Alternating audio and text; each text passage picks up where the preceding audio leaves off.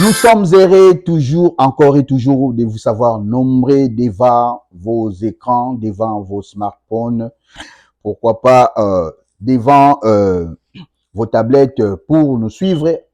à travers cette émission que nous avons eu l'habitude de vous présenter chaque fois et chaque moment. Et nous parlons ici de la République démocratique du Congo, notre cher et beau pays, pourquoi pas le monde entier, et parler de l'Afrique, parler des réalités, des atrocités qui bat record surtout à l'est de la République démocratique du Congo. Aujourd'hui, je ne suis pas seul, je suis avec celui que j'appelle Maestro. Lui, il est à la fois derrière la caméra, pourquoi pas à la technique. On l'appelle l'évangéliste Cédric. Donc, il est là pour nous tenir compagnie, afin que nous puissions vous donner le meilleur. Tikato ça l'appelle clin d'œil. Naye, ngamo na chemba mo kesieri. Les profs, ça on a pour assister biso pour tout solo la ma Italie Congo. Oui madame qui actualité za makasi actualité belé vraiment na makambo Italie RDC yango to yeko lobelango parce que to ko ça passer na ngote ndilo ba comme d'habitude Congo mboka na biso Congo za mabele na biso za mabele aussi to botami to aussi to messai na yango. To benga yango RDC lo kwa makasi pona nini parce que mboka wana ezalaka atuzana na muke na yo mais o vivre na yo ozala no kimia ozala no bien mabezaka Congo za mboko yambaka batu tango yambaka batu lokola hospitalité ane zali makasi na Congo ko yamba batu batongo pe bakoma balukela mboka na biso balukaka ba poignarder de biso na mikongo basala biso mabe yango de cas ya Rwanda oyo et envahir est ya République démocratique du Congo à travers le M23 au bazabongo ba supplétif na bango bazo nyokola bazo boma bazo violer ba koste au sala mabe du jour au jour. Donc chaque boutou na Bukavu donc pas moyen bazo longola ba jeune bazo boma et chose grave balobi ils sont en train de remplacer maintenant leur peuple. Donc soki ba bomi ba fungoli frontière na butu ba koti ba Rwandais ba koti po ba occuper mabele ya Congo. Raison nini ba fanda ba bota ba ko mebele pour que lobi ba déclarer que eza mabele na bango plutôt ko tia confusion na kati ya région. Mais to kotika te to koloba parce que babi mutu na arme na ya zanango ameka ko mema un plus ba soldat baza na front bazo bunda et bato bazo sa ba lobbying baza na terrain pi bazo sa ba lobbying. Mais nous étant journaliste pe to kanga minoroté biso pe to sa la lobbying na biso étant journaliste c'est pour na kolobela mai matali République démocratique du Congo. Donc nous sommes censés les dénoncer et puis yako loba oyo ezolobama à la fois basse biso to lobango à haute voix pour que eyokana epai ya bakonzi pourquoi pas na ba lobbyiste oyo baza libanda ya Congo na mikili misusu ya bapaya. Toye na conducteur na biso lelo to ko simba ba point moi ebele mais to ko za nango moi mingi pe ba image ko loba par rapport à réalité ya République démocratique du Congo. Dossier à liboso to ngai to simba dossier aéroport ya Goma be malamu ke ba IM23 basala ki bongo échange na ba ya Sami DRC na o etali bongo retrait na bango progressif et enfin ko tika ba baliser bongo nini aéroport international ya Goma parce que zaka munene zaka international et na ndenge boyebi ke ba M23 bakanga yango ba occupa yango bango ndi bafanda wana bakoma ko pesa loi na kati ya aéroport bakanga na entrée puis batia na kati ba biloko nyonso bayoko tia voire même ki ba mina yango de façon ki atana ki di ba avion ki tate so po koti na champ na ndinga désordre okozala pinda ya kobika te parce que ba mine et okozwa yo likolo na yango na tour de contrôle basi ba bebisa nyonso ils ont tout saccagé ils ont tout ramené au Rwanda donc ba machine ba biloko nyonso zaki wana eza lisusu te mais tonto lo belango na sens nini parce que na moni bato beli bazo sepela bato beli bayoka bien ba bien aéroport zo fungwama mais il faut koyeba ke ata kutuzana na guerre na Rwanda na ndenge ya ba M23 espace aérien ezaka sacré espace aérien eza lokola eza ya neti ya kati ya mboka na biso République démocratique du Congo eza mingi kolobela intégrité ya mabele na biso eza soumis na protection parce que violation nango ekoki kozala grave voire même libanda bakoki kosanctionner. Pourquoi? Parce que lelo aéroport on ezofungwama soki to analyser balobi déjà baobeta lisolo kunango bango moka bayebi monta kunango yo sala parce que mpona ko remettre biloko wana nyonso ekosenga ya ebele et puis ekozwa temps ya ebele parce qu'ils sont sous occupation. Na difficulté au baza nango na ngambo M23 siko na mambo itali finance na mambo itali mbongo to ya pe to kolobela ngo. Nous ne pensons pas qu'il va rebongisa ngo. Ceux qui va bongisa ngo bien et aux agents sous intervention ya Rwanda direct to pe ya batum susu baza za sima na bango. Alors ko bongisa yango wana premièrement et aux agents na intérêt na bango. Pourquoi? Parce que intérêt na bango eza que bazo la facilité ya kozwaka ko ravitailler et puis ko sala moi ba échange na o Italie ba bien ba zoluka. Mais ce qu'autant ba ko ravitailler wana et vous avez toujours que baza na contrôle ya Goma ko umela et puis na ba intérêt mususu ya likolo. Parce que to éviter le M23 to le baza na aviation te azana avion te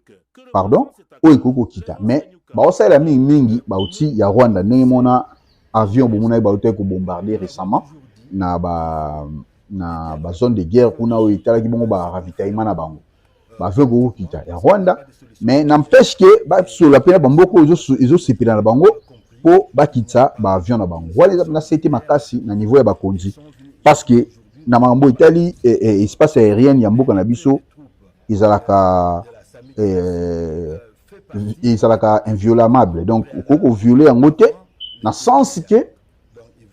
basa ilango ba trafic na bango na ndenge sengi na ndenga moyibi pour lobi écouter les biso et mabe na mboka Congo. Donc auto senga na armée ya Congo soki misala na bandi eki bandi ko travailler normalement faut qu'on attraper ba sikoy ane mataka ba avion de chasse RDC ane mataka et contrôler la zone wana parce que beaucoup mon vol musu tamse ko za ya Kenya mais il y a na ndenge avantage na bango bino mona Kenya Airways nini donc tant misala na bandi là il faut qu'on viser déjà ba pays ya pembeni ko kumela bango biso to lingo mona ki avion moko ya mboka mo ekitana sans accord ya RDC sans accord ya ba konzo batali ligne ya aviation ya RDC parce que et vous avez monsieur comme biso ba mercenaires comme bilo rebelle au boye bati alors que ba fungula mingi pona ba couloir pona ko aider bato ba yana ba aide humanitaire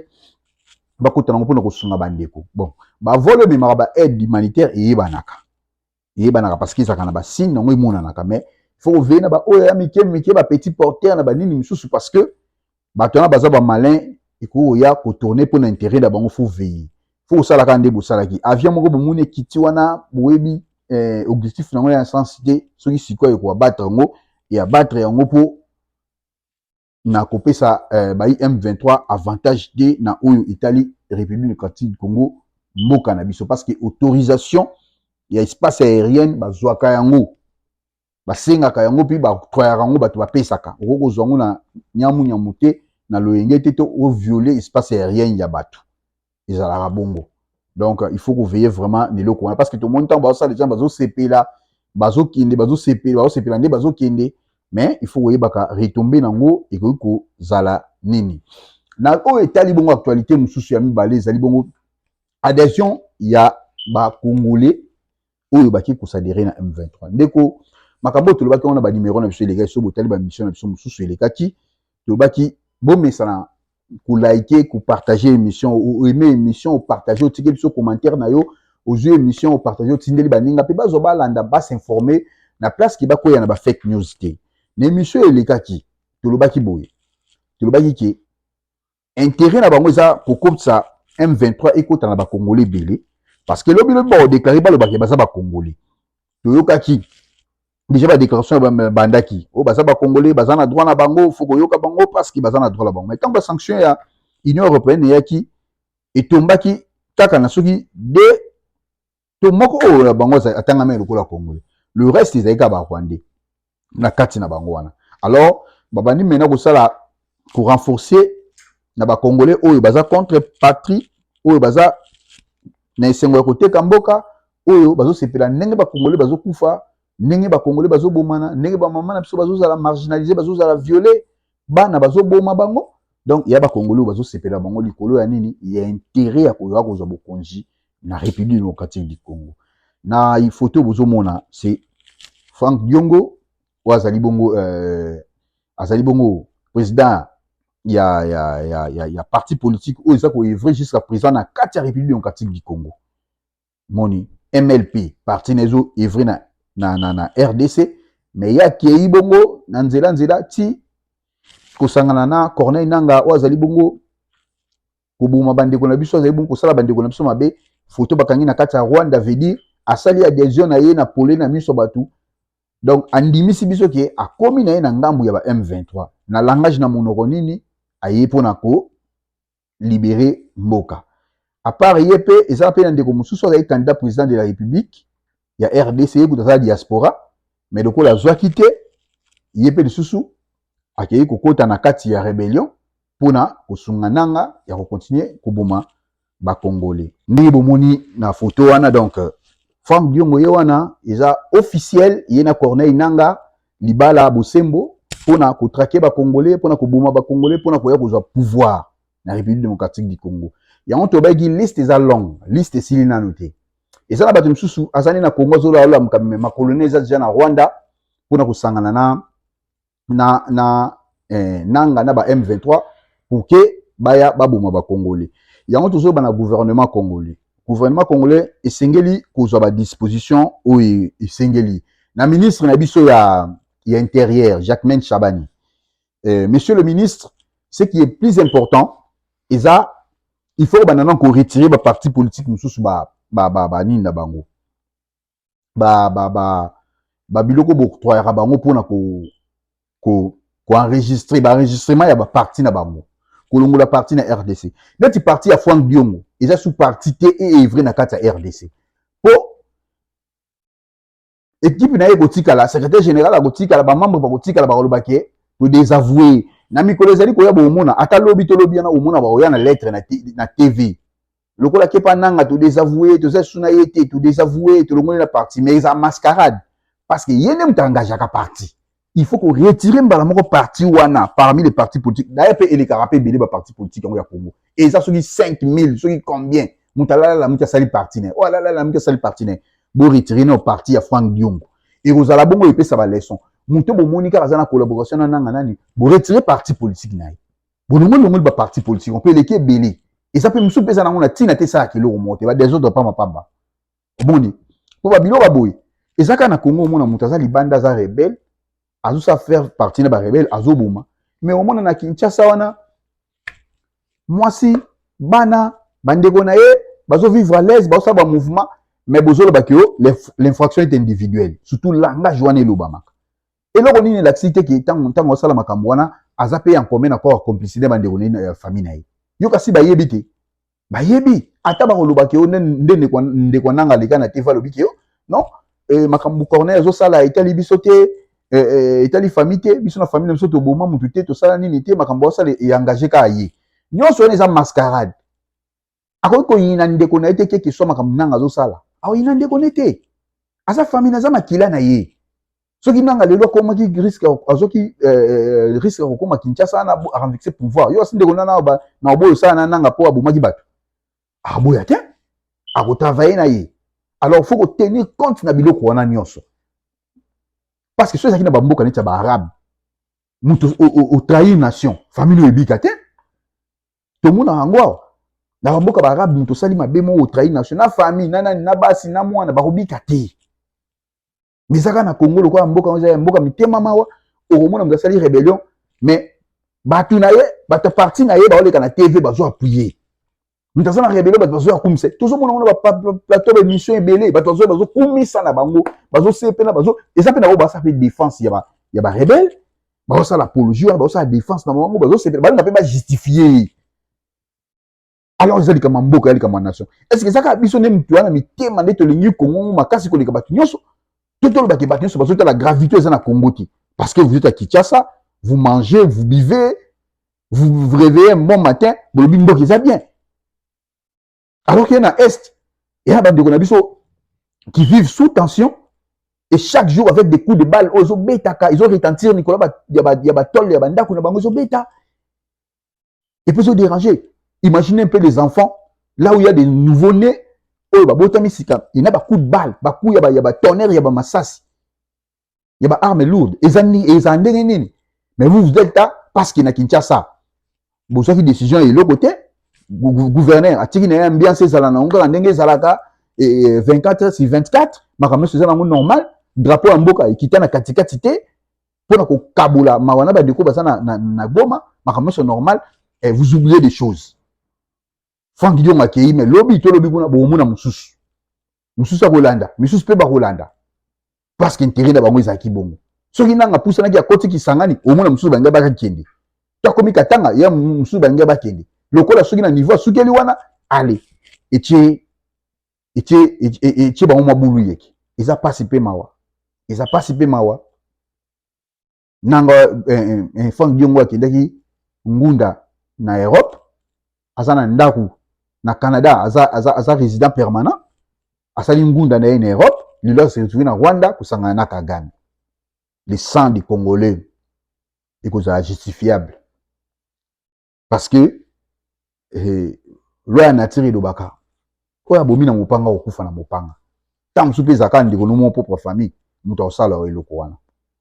Ba konziba sur la solution na likambo etali ba chef ya ba parti politique ozo œuvrer na Congo, o bazo bimaka bazo kina ko trahir mboka libanda. Bo retirer bango. Ba droit wana oyo implanta ba parti politique na bango pour na ko œuvrer na Congo parce que ça sur na place té. Il est sur important té. Bo ba parti wana. Pour na troisième dossier na biso mukolo lelo esengeli koyeba ke dossier ezobeta lisusu makasi ezali dossier bongo ya oyo memamaki bongo ba M23 na parti ndamu ya gouvernement congolais na Doha ya dialogue bakende kosolola na tina etali kolukaka kimia na makambo yango ezosalema na Congo. Après son excellence Félix Antoine Tshisekedi Tshilombo na Kagame kokutana na Doha esengaki bongo maintenant ba représentant ya M23 ba bengisamaki et puis na ndambu ya ba représentant ya RDC et puis na ndambu ya côté Rwanda. Donc ezaki lokola tripartite oyo basangana ki bongo. Ezaki ba M23 bongo ba ngomoko te, ezalaki bazaki accompagné na ba Rwanda. Donc pour mona ki complot ezaki makasi. M23 Rwanda basangani et puis face ya République démocratique du Congo. Nanga mon biso République démocratique du Congo délégation ezaki ya deux personnes oyo chapeauta ki yango ezaki bongo yemoko madame onga zobenga Warriors mama na biso ya ministère affaires étrangères pour azalaki wana pona koluka ko solola mingi na makambo etali Congo esenga ependa ye parce que intelligence ezo sala moi maye ezo sala et puis aza penda makasi ya ko défendre mabele ya Congo surtout eza penda na apanage na ye. Donc na masolo babetaki kuna basololaki penza mwa mingi mais République démocratique du Congo atikalaki na position na ye normal etaki eta pona kuboya o sengeli kuboya pe kondima o sengeli kondima parce que ça makamyo so kondima ti délégation na bango memamaki ya M23 za memama pa bi 6 mois o ya memamaki donc bango bazali lokola 4 D ya M23 D ya Rwanda mais na République démocratique du Congo za quoi D donc vous avez 4 contre D et puis na médiation ya Qatar oyo bazalaki bongo na kati ya masolo wana. Objectif ya masolo ezaki nini mandeko bako sabino tizalaki kulongwa na bango na mabele ya Congo. Ezaki lika mususu te o ko négocier boye te o ni te ezaki kulongwa na mabele ya Congo ko libérer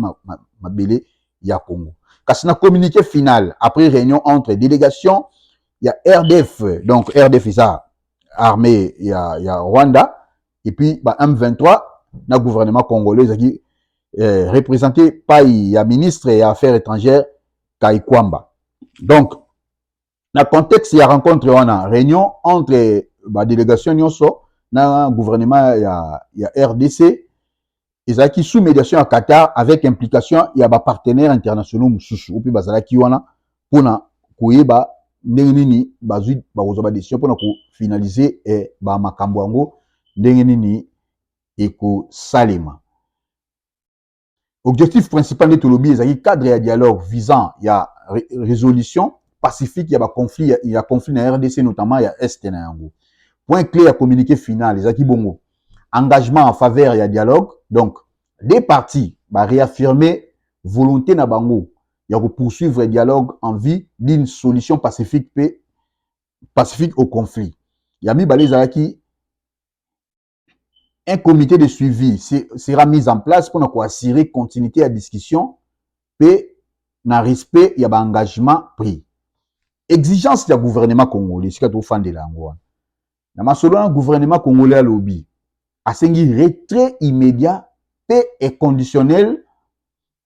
du M23 dans la zone occupée, notamment na Rutshuru, na Masisi, et na une partie ya Walikale. Ba sengi désarmement progressif. Il y a des combattants, il y a M23, sous supervision, il y a des observateurs internationaux.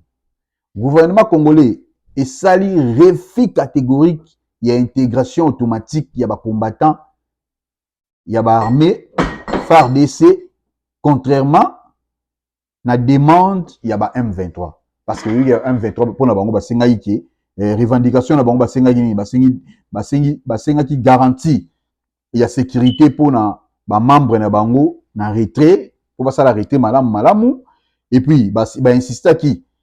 représentation na bango ba kota na représentation politique dans le domaine politique ministre banani ba kota bango ba kota ba ministre na Congo bazala ba poste o minene ba PDG ya ba compagnie ya ba nini ba senga ba bilo wa bongo ba senga lisusu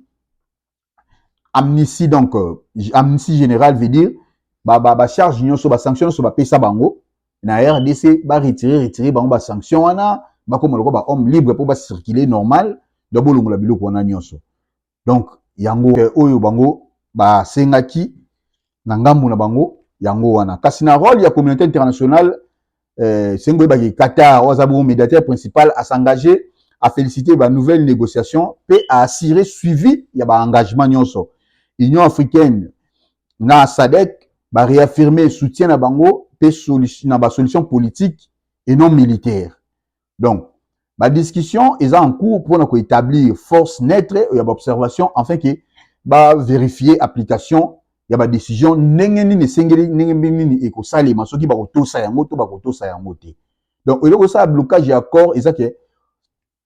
aucun accord concret a été signé. Car position restant, ils ont toujours éloigné et puis il y a plusieurs points. M23, bah, toujours retrait sa condition peut exiger garantie politique et militaire. Et le gouvernement congolais a exclu une négociation. Nous sommes M23, ce qui va se retirer dans la zone wanaki. C'est bien bon. Au pétolinga qui est à la bongo, yango wana. Donc, question payroll, il y a Rwanda dans conflit, ils ont demeuré sujet sensible parce que Kinshasa a accusé toujours Kigali na soutenir activement M23. Donc ils ont bongo raison clé en moi. Donc tout saluer position à RDC vraiment il y a CDT pour na bongo. Koko ça M23 na armée ils ont pour lobby ba local susu ba sala go sala parce que vous voyez madame objectif na bongo ezala nini partie est na il y a République démocratique du Congo contrôler yango ba fanda na motangu mulai. Voilà pourquoi bozomona na minute ba M23 na nanga baza un peu divisé na ndenge parce que pona bisi moi pona ye alingaka toujours bango ba occuper banyarwanda ba occuper mabele wana ya Goma na Bukavu pona ye kuti susi na ye keza ba kokoma Kinshasa te soki ba kosuka na bango ta wana basuki na bango wana basali mabele wana komi conquis komi na bango ya bango batikali wana siko nanga kaka ndeka na kimutu makasi fona longola Tshisekedi photo kendeti Congo mais pona bisi moi objectif ezali wana te objectif c'est à limite wana donc côté wana zomona attente ezozala te na flou o bakomi nango na minute na mambo etali mbongo parce que ça la guerre est facilité guerre c'est l'argent beaucoup dépenser beaucoup bimise bien souvenez-vous na makambo kadama lobaka tant bazolo kana na Félix Antoine Tshisekedi Tshilombo nanu avant Kagame lobaka soki bolingi guerre boye ba beaucoup dépenser belé beaucoup bimise belé pour na ba makambo wana donc ça empêche ça ndenge et bayokani basoleli kuna totala soki ba décision ngo kozala matérialiser parce que balobi ke pona bango ba kotosa kaka o Qatar egoloba doé koloba nde ba kotosa voyons voir la suite soki ekopesa nini ekofuta nini parce que décision en Congo to saluer yango etika la kaka bongo et puis totala suite na yango soki kosala ni parce que ils sont obligés coincer kotosa doa ya kotosa bato Qatar parce que le Rwanda vit que na Qatar ba minerai ba yiba na Congo ba teka yango kuna usine ya raffinerie za na kata Rwanda ba Qatarien ne mutu ba sala ki usine ani salima alors ba koyeba Dès que la fois passée, c'est un problème de l'acheteur, les voleurs, le receleur et le propriétaire. Donc, ça, les solo, les Congo, les propriétaires, bien Rwanda, le voleur qui vole, et bandeko ya Qatar, baza lokola receleur, ou bazo sombe lo bozo tapa batamuyibi. Donc, baza na besoin, il faut pas yoka bango, batosa bango, parce que, ceux qui Qatar passe l'ongol maboko na likolo na bango et ko coûter marambe belé parce que bako recevoir na ba avion na bango ba Rwanda wana ezonga na Qatar parce que ça avion oyo utara ba Qatarien ba pesa bango pour travailler à niveau trafic bango bazora pourcentage. Donc par rapport ya makambo wana tout ces pays et tout beti maboko na résolution oyo madame ya ministre affaires étrangères amemi kuna na doa pour na kosolola na oyo etali makambo wana esengeli koyeba ke na ngambo na makambo etali ba nouveau recrit ya République démocratique du Congo kola ba soda et musala yosala makasi na ba kanyonso oyo eza na Congo vraiment ba ndeko ba utaki Sangani ba utaki Otuele ba utaki Mbujimai ba utaki Kinshasa donc bazo sala pena musala et son excellence Félix Antoine Tshisekedi akende ko visiter bongo 10 000 soldats au bazar na formation na kati ya Congo pour na ko rassurer bango kazana bango elongo opesa bango makasi et puis nde ba ko tombola bango moral ba terme militaire ko tombola bango moral ko yebisa bango ke mabeleza ya bango donc musala bazo sala déjà musala ya patrie qui souda le lot pe na Congo ja sous musala ya pamba te parce que et comme déjà likambo il y a $500 $500 eza wana donc so imagine toi so beti 2 mois wana na 1000 na kati ya armée 1000 wana na libanda na bapoto 1000 wana pour kanga wana mabuku boza moi passe parce que na misalo ko sala pour ba ko kata kata ngona ba tax ba kati wana ba mbongo ebele mais na Congo oza 1000 nyoso kanyango boy so kisko futa kanda ko $50 ozomona di avantage eza moi 950 otika la lelo na si famille na kitaba ko tindika mwana bena kende ki soda ata mwana tangi na de ba otindo kende ki soda pour 500 mo eza mona telemi zela bato bando finga basoda na biso pasi bafuta makabien te tozela bien pe boloba boleka pe na ba réseaux sociaux boloba sous bo démentir boloba parce qu'ils ont doublé les salaires na police kuna koloba te mais na armée za $500 $500 na ba crise mususu za muninga na hote na Europe na Amérique za ba mususu bafuta makango na semaine $500 parce que tam mususu za ubenga omboka développer mais musala za dire za makasi donc soldat so akanyi mutema 3 mois za na 1500. Donc, quand on a été le monde peut soldat ou rouler na car à l'X, nini, parler paye bien, quand on a été parce que, comme un salo, comme ce qu'on a fier, il y a moutou. Alors, ça, là, on a qui m'a. Et si on tangi moi, ma casse, grâce à moi, les colons, avantage, sur les armes, mingi. Aux assus, qu'on se retrouve dans n'enga bien. Donc, bande de balenda, vous appelez ma casse, tout le monde armé à la forte, armée à moi, ma casse, oyo,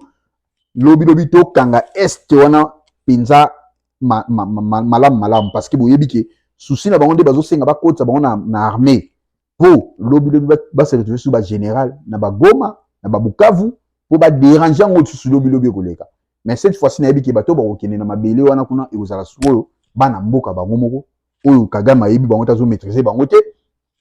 oyo azata na ba trace na bango te et puis ba ko battre l'intégrité ya territoire malamu ndenge et sengeli coup de chapeau na mokonzi mboka coup de chapeau aussi na ba FARDC vraiment ndenge izalaka esengaki ezala bongo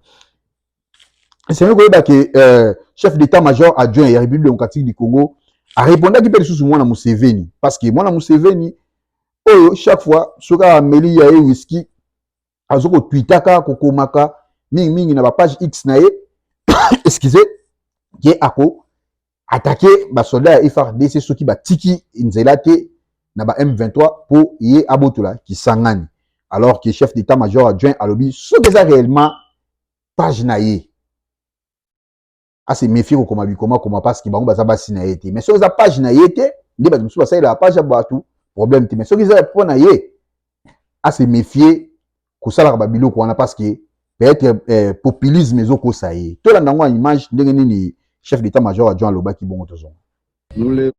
Nous les avions dit qu'on ne mène pas les opérations, on ne collabore pas état par état dans des buts. Si les comptes, si ça s'avère bien que les comptes Twitter qu'on a utilisés dans les réseaux sociaux, c'est pour lui, le chef d'état-major de l'armée ougandaise, nous avions montré notre indignation. pour dire que nous ne sommes pas contents, nous ne sommes pas d'accord. Il ne peut pas menacer un gouverneur nommé par ordonnance établi ici à Ituri. Ça, ce n'est pas son devoir. Il n'a pas droit de faire cela. Et nous lui avons dit que s'il continue avec cela, nous aurons aussi des réponses farouches. S'il s'avère bien que c'est ce compte. Et nous en avions parlé aussi dans cette réunion. Merci. Bon, mon épée, réplique, topé, réponse. Il y a IFAR, DCO, baza toujours au point. Quand même, binomo, ba congolais, mbo sous-estimant, ba ngo, qui tsara, ba soja, na bino, mais, boye, ba, ki, ba, sa rappé, mi bali.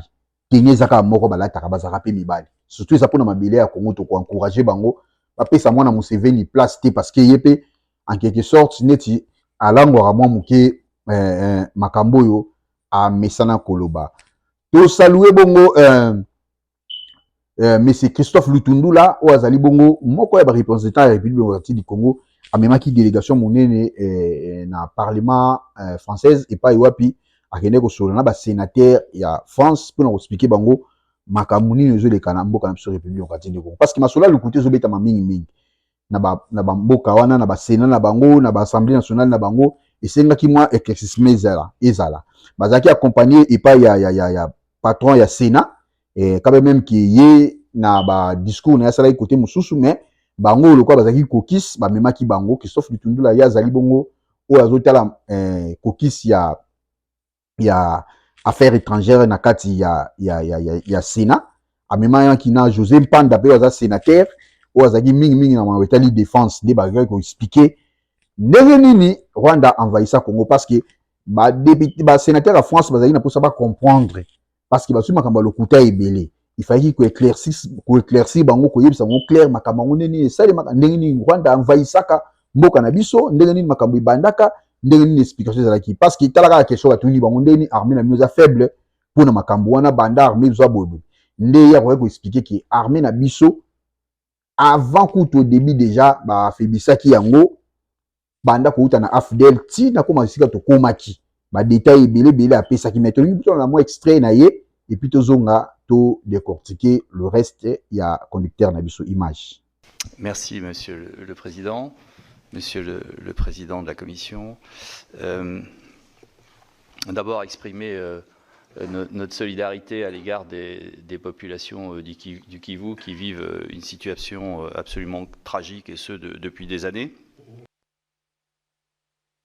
Votre pays a fait le choix, et c'était son droit le plus absolu, de ne pas investir dans une armée telle qu'on peut le considérer dans nos pays et de s'appuyer à la fois sur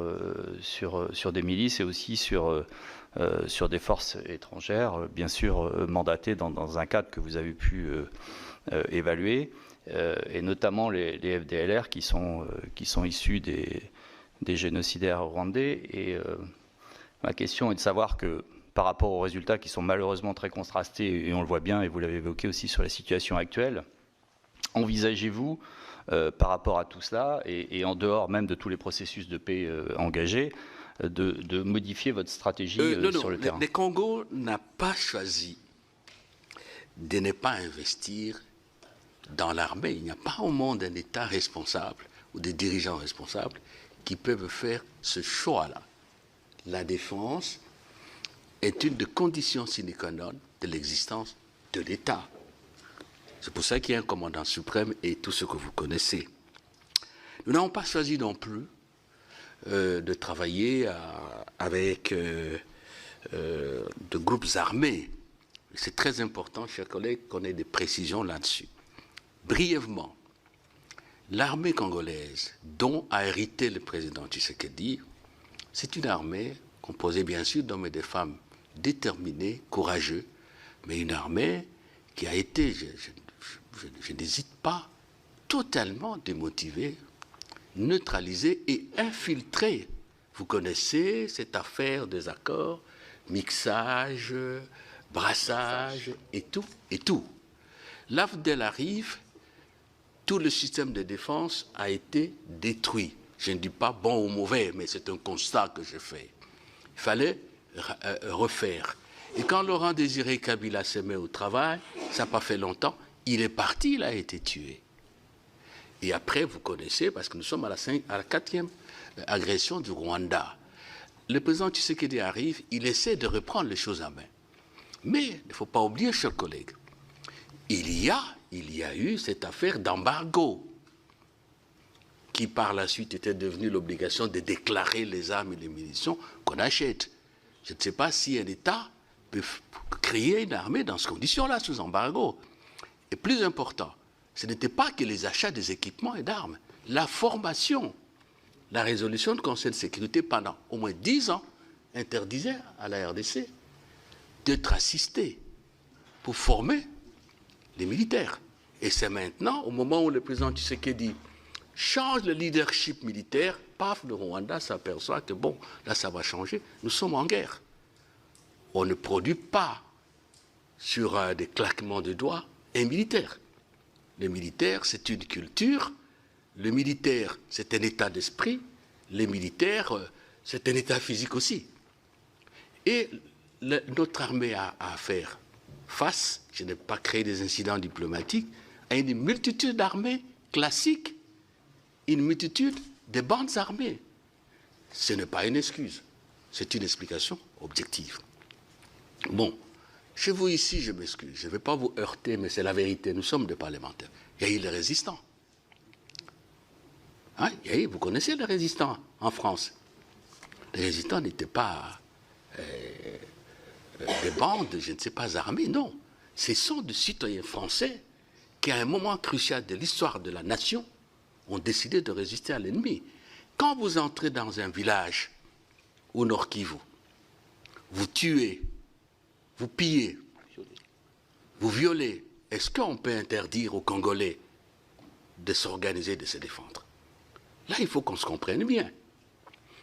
Donc, les Wazalendo qui travaillent avec nos forces ne sont pas différents des résistants que vous avez connus. Je ne connais pas de procès contre les résistants ici. Peut-être que je connais très mal, de manière incomplète, l'histoire française. Ce n'est pas souhaitable. Mais la défense est un instinct naturel de tout homme qui vit. Et voilà la réalité. Les efforts sont faits, mais quand les efforts sont faits pour l'armée, en même temps on vous agresse de cette manière-là, ça n'est pas facile. Ce n'est pas facile. Alors, l'FDLR, ça fait longtemps. 94, je crois, le génocide. Comptons, ça vous fait 94, 6 plus 25, ça vous fait combien? 31 ans. Et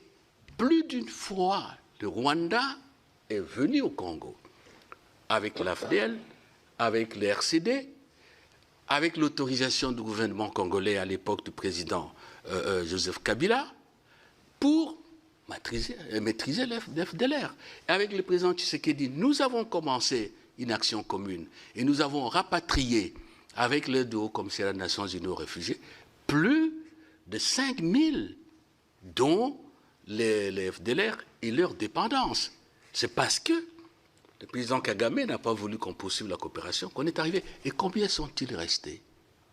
C'est résiduel. Qu'à cela ne tienne. Maintenant, là, au moment où nous parlons, chers collègues, le président Lourenço,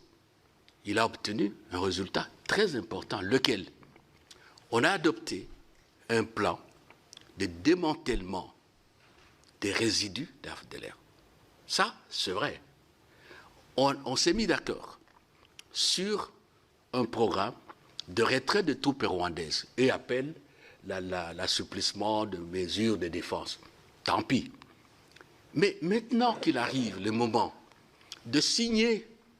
cet accord pour qu'on commence l'opération de démantèlement de ces résidus-là, le Rwanda, disons, moi je ne signe pas, comprenne qui pourra. Et au moment où nous parlons, est-ce que le Rwanda parle en... Quand tu le bakana biso que M23 topé Rwandais oyo baza bongo ko kamba mapa ya Kagame bazwa makasi na bamusula bamboka libanda pamba te parce que toyebi que le tangela bino la fois passée baza na ba pays ebele oyo epai wapi ba soldat bango ba envahissa baza na Centrafrique baza na Mozambique baza na bamboka misusu ya Afrique de l'Est kuna epai wapi baza kaka na ba mission o bango ba ibi mission bazwaka 20 000 $ oyo ekotaka na libenga ya Kagame, de 20 millions de dollars oyo ekotaka na libenga ya Kagame, surtout na Centrafrique na musala oyo basalaka kuna. Centrafrique ezaka na kimia te boyebi tangu nyonso guerre kutu mususu baboma ba président na bango, mais bango bazaka kuna na cadre ya métier ya paix. Mais na basango mususu ezaki babatelaka ba biloko etali bongo président ya France ba protégeaka ba biloko na yeba intérêt na ye kuna na Centrafrique. Raison pourquoi na sommet moko ete ko salema, il y a eu un homme qui s'est élevé pour nous expliquer que et société moko eza na kati ya France oyo et ça la toujours na magui na mambo etali ba minéré oyo eza en commun encore na Rwanda topé Rwanda moko aza à la tête na yango bolanda ngo na ba image et puis to zonga. Il y a une entreprise qui est détenue à Paris, qui a son siège dans le 8e arrondissement, qui est détenue par un des porte-parole du M23. Nous avons eu l'information grâce à un très bel article de Off Investigation, un article complet, une enquête très précise, où nous pouvons constater qu'un des porte-parole du M23 détient une entreprise de négociation de minerais stratégiques à Paris. Depuis 2017, n'a pas déposé de bilan. Le journaliste d'Off Investigation a pris l'initiative de contacter la DGFIP, Tracfin également, pour voir comment une entreprise peut continuer à prospérer dans le carré parisien, le plus gros carré parisien, ça veut dire le 8e arrondissement, le 7e arrondissement, le 1er arrondissement, parce que le siège social a chaque fois changé de position géographique dans Paris, mais toujours dans les beaux quartiers, sans avoir déposé ses liasses fiscales. Il n'a jamais déposé ses liasses fiscales, il n'a pas répondu à ses obligations, mais il n'a jamais été contrôlé. Et il faut savoir que depuis le mois de janvier, les États-Unis ont pris des sanctions contre des dirigeants rwandais, contre les entreprises également de dirigeants du M23, mais la France n'a encore rien fait. Et c'est absolument hallucinant qu'on puisse avoir à Paris, aujourd'hui, une société de conseil minier qui soit immatriculée, qui ait son siège dans les beaux quartiers, qui soit dirigée par un des porte-parole du M23, sans que la France ne trouve rien à redire. Cette société doit être fermée, ses biens doivent être saisis. Il faut immédiatement que la France s'engage pour que nous ne puissions plus avoir des criminels de guerre qui puissent immatriculer leur société de manière absolument libre en France. Merci. Et à partir de l'image, vous comprendre maintenant, Tina Nini Congo a le droit de défendre ma belle nae. Et puis Tina Nini Rwanda a censé s'opposer que M23 va bima Congo parce que intérêt na bango na sim. L'M23 c'est Kagame, to kitato matatu zonga gauche droite. Mais maintenant bazaka bato ba PC maboko na ba Frank Diongo po bango bazana posa ya pouvoir ba kota na sima. Bato ba comme ça les Kambo neti isa débat topé koyoka na te entre ba Congolais ndem de ça les Kambo les intérêts entre les Congolais. Non. Eza les Kambo ya état ou est envahi état mususu. Mais ils ont utilisé les Congolais faibles de l'esprit pour que basala Congo o bakoki kosala Congo bakatango na ndam pango basakapare na pouvoir. Donc Kagame azui bananga azui ba Frank Diongo et consort atie bango ka liboso babisimo liboso mais yemonda zo mener troupe yemonda zo tindika troupe. Souvenez-vous na Rwanda Kagame akendaki te tant pe komi na tour na bango pe ba M23 bakendaki te. To komi na Doha na Qatar Kagame akei mais tant komi na tour na bango pe bakei. So bazo agir na bénédiction ya nani. Bazo agir na bénédiction à Kagame ozo pesa bango injection ba ordre nyonso na sima et puis na Kagame pe na sima na abata pe na sima ya ba nation mususu o ezo soutenir ye ou de façon que asala ba Congo mabe pour na ba intérêt o ye peut-être azo kende kotiki la bango ko pesa bango po et sala bango bien. Bosana te na sommet o yote ko sala mabongo ya na Nations Unies pour na ko sala mambo Italie et République démocratique du Congo vraiment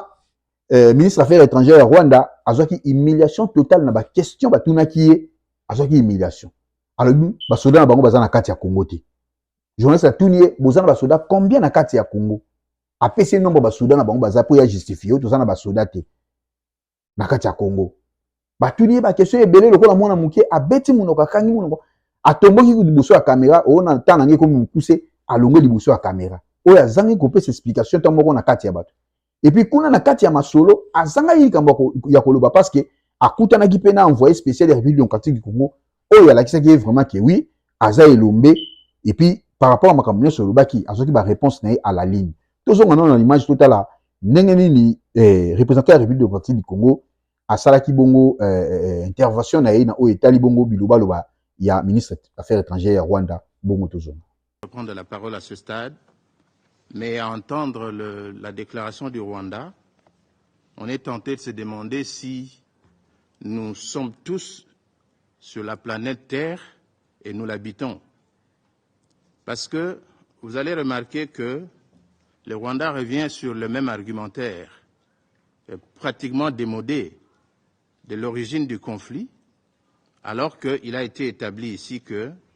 l'origine de ce conflit ne commence pas par les FDLR. Parce que le Rwanda situe l'origine du conflit au niveau des FDLR. Ce n'est pas par les FDLR que le conflit commence. Le conflit a commencé au Rwanda. C'est un conflit rwandais. Et ça a commencé avant le génocide. Le génocide a commencé avec l'assassinat du président Habyarimana. C'est ça l'origine du conflit actuel. Et cela s'est déroulé au Rwanda entre les Rwandais. Nous devons rechercher l'origine de l'assassinat du président Habyarimana. C'est là que le conflit a commencé. Deuxièmement, l'argument lié aux FDLR et à l'idéologie génocidaire, c'est aussi un argument suranné. Je l'ai dit ici, un ambassadeur rwandais l'a dit clairement, que l'affaire des FDLR ne constitue plus une menace pour le Rwanda, parce que les FDLR ont été pratiquement éradiqués. Cela a été dit ici. Mais néanmoins, nous avons accepté, nous avons dit, si cela est le cas, nous contribuons à l'opération qui constitue l'éradication des FDLR. Mais si cela ne s'est pas produit, c'est le Rwanda qui a justement brouillé les cartes. Madame le Président, en ce qui concerne la persécution des Tutsis, on a toujours remué le couteau dans la plaie. Nous comprenons très bien qu'il y a une frustration parce que le génocide s'est déroulé au Rwanda, entre les Rwandais. Mais on voit le génocide partout. La République démocratique du Congo est un pays habité par 450 ethnies, alors que le Rwanda n'est habité que par 2 ethnies. Alors, le conflit du Rwanda ne peut pas être transposé en République démocratique du Congo. Ça n'a pas de sens que l'on puisse s'en prendre à une ethnie, alors que nous en avons 450. Donc, c'est un non-sens. Mais si j'ai pris la parole, Madame la Présidente, c'est pour réagir justement à la posture pratiquement dénigrante du Rwanda par rapport aux Nations Unies et à la MONUSCO. Nous ne pouvons pas comprendre que le Rwanda, qui est un pays contributeur de troupes, dénigre à longueur de journée les rapports des Nations Unies qui établissent que le Rwanda a envahi les territoires de la République démocratique du Congo et il conduit des graves violations des droits de l'homme. C'est tout cela que la MONUSCO a rapporté ici. Nous ne pouvons pas comprendre que le Rwanda dénigre ces rapports, dénigre le travail de la MONUSCO, mais se félicite lorsque des ressortissants du Rwanda sont nommés par le secrétaire général à des postes importants dans le système des Nations Unies. Et se félicite aussi d'être pays contributeur de troupes des Nations Unies, alors qu'ils n'acceptent jamais un seul rapport des Nations Unies. Voilà pourquoi je voulais revenir là-dessus, Madame la Présidente. Bomoni ke mboka na biso République démocratique Congo ezana bata mayele, ezana bato baza mayele, ezaka question ya organisation. Ezaka question ya organisation. Et na ligne nyonso sur toutes les lignes, ozomona ke République démocratique du Congo a engagé bato pour basala lobbying, il faut pas défendre mabele na bango. Kuna na doa Madame Thérèse Kaikwamba zaki kuna côté opé na oyo talibongo masolo na niveau ya Union africaine bato msusu bazalaki mpona ko défendre na parlement ya France et bandeko Lutundula bazalaki pe wana na ba José Panda mpona ko make up ko expliquer ko éclaircir ko défendre et puis na niveau ya Nations Unies omoni pe ke représentant ya RDC bazalaki wana OP asali musala malamu. Donc oyo etikali ezasiko sur le plan militaire to appliquer yango pena malamu pour que to kolonga nyonso na o Italie